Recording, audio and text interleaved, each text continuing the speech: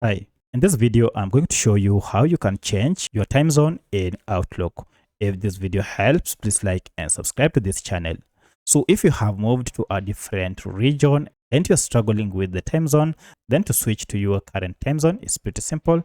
Just log into your Outlook account, and once you're logged in, go to settings here. From settings, look for general, and then under it, you can see we have this option for language and time. As you can see, we have here quite a number of options such as language, date format, and time format. And below it, we have time zone.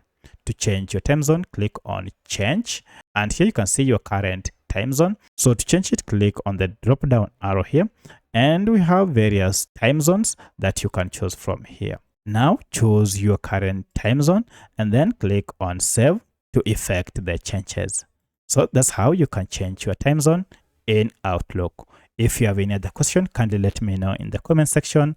Otherwise, thanks for watching and let's meet in the next video.